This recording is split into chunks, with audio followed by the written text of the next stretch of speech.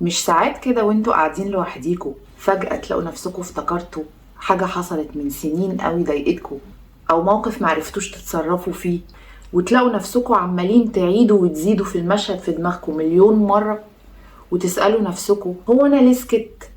هو أنا ليه ما عملتش كده؟ هو أنا ليه ما اتصرفتش كده؟ هو أنا ليه ما قلتش كده؟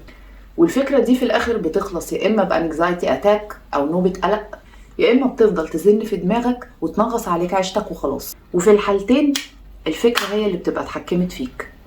بدل ما تسيب الفكرة تتحكم فيك، كلمها.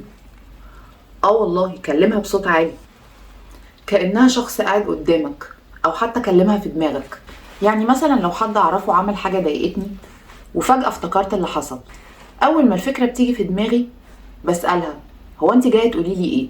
وبلاقيها بترد عليا. تخيلوا، بلاقيها مثلا بتقولي جاية افكرك باللي حصل علشان ما ترجعيش تتعاملي بهبل تاني مع نفس الشخص. فبرجع ارد عليها واقول لها لا يا ستي، انا منسيتش ومش هنسى، ومتجنباه خالص كمان. فجأة والله اول ما ببدأ اكلمها بتسكت، وبعد ما بنخلص الحوار ده دماغي بتفك والفكرة بتمشي تماما.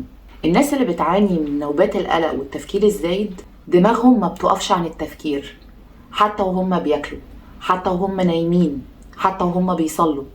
فدي عن تجربة أحسن طريقة توقفوا بيها أي فكرة سلبية أول ما تيجي في دماغكم وقبل ما تتحكم فيكم.